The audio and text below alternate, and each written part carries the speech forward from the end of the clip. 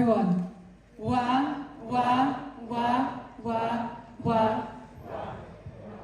I am an indigenous woman from West Papua. A lot of you may have read about West Papua in books or on social media or in research papers, but I'm here today to humanize the experience of the people of West Papua. And I want to humanize that first in song form. So, I'm going to come down here. If you've got a table or a bench or something you can hit, even your hands, let's all join together in singing this ancestral song. Iyo Papua neno, iyo Kini neno, iyo Kinigi neno, iyo Kimapawaho, iyo Ukeyoma, iyo Ingelenyoma, iyo Kimapawaho, iyo. Wa, wa, wa, wa, wa. I want to start off by teaching you the most important word that remains on the hearts and the minds and the souls of my people back home in West Papua. And that word is merdeka. Merdeka means freedom, and I know there are people in this room who are bilingual. So, if you have a word equivalent of merdeka in your language, please share with me today. Anyone? Azadi. What language is that? Kurdish. Kurdish. Arabic. Any other words? In what language? Amazing. Amazing. Yes, yes. So freedom, that is the word that is uniting everyone else in this room here today. We all desire freedom in all forms. Freedom in terms of equality, freedom to live, to roam, to pursue, to express ourselves, to be indigenous people, to be the sovereign leaders of our land.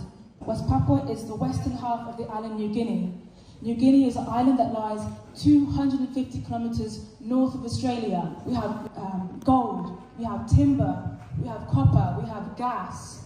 Every single resource you can think of, we have it on our island, on the island of New Guinea. New Guinea is home to birds of paradise, a bit like the bird in my head. And you probably watch these David Attenborough documentaries. He loves to talk about these birds. West Papua is home to tree kangaroos. It's home to biodiversity beyond your wildest imagination. West Papua is home to the third world's largest rainforest. That is crucial information when we talk about climate justice. Who are the voices that we ignore? We forget to hand the microphone to. It's the indigenous people who protect our lands, who protect our rivers, who protect our mountains, who protect our forests. Since the early 1960s, 1961, the people of West Papua, we were promised our independence. Our previous colonial rulers were the Dutch. But 2 years later, the Indonesian military illegally invaded our land. And ever since that date, 500,000 innocent indigenous West Papuan people have been slaughtered by the Indonesian military and security forces. West Papua is paradise, but it's also home to a secret genocide. So the two juxtapositions there. You've got a genocide in paradise. Under Indonesian colonial rule, our people are experiencing ethnic cleansing through bombs, through chemical weapons. Recently there was a documentary, you can watch it on YouTube, and it exposed the truth that the Indonesian security forces are using chemical bombs to wipe out whole villages. Right now, there are about 60,000 to 100,000 West Papuans who are internally displaced in the highland regions. Police brutality, political prisoners, torturing, the use of rape as a military weapon against women and children. These things, they don't get talked about. Human rights journalists are banned. International Peace Brigade, Human Rights Watch, Amnesty International, even humanitarian aid is banned from entering this region. So I was born in a beautiful surf town called Vanimo in Papua New Guinea, but it's not idyllic because just around the corner is a refugee camp that I spent my early months. My family were able to escape political persecution. There are about 12,000 West Papuan refugees living in PNG right now.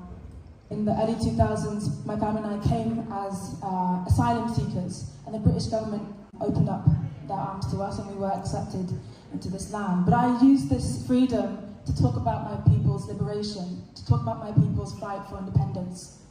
This flag is the reason why my father, who is sitting over there, in the early 2000s was put into prison. Under colonial regimes, even simple things like the right to self-expression is completely banned and unlawful. For this flag, if you raise this flag, the West Papuan Morning Star flag, you can get sentenced up to 50 years imprisonment. My father fortunately was able to escape and flee to the UK. But for many West Papuans, even our mothers who make these bags and sell them on the streets, they get intimidated, they get followed, they get abused, harassed. But it's this symbol that gives my people, the people of West Papua, hope. It gives us the audacity to dream of a better world for our children. West Papuan children, when they graduate schools, they paint their uniform with the Morning Star flag. Our mothers continue to make these bags. Our people continue to chant out our freedom songs, continue to rally, to mobilize, to go on the streets, to protest, because we believe one day our people will be free. The history books, when you study it, no empire lasts forever. It never lasts forever. And I believe the history books to come, you guys who study history in your classes, you will read about West Papua and the liberation that one day became a success, it became a reality. When you go home, Google the West Papuan genocide. Remember that it's merdeka, freedom that my people desire. Wa, wa, wa, wa, wa. Thank you for listening.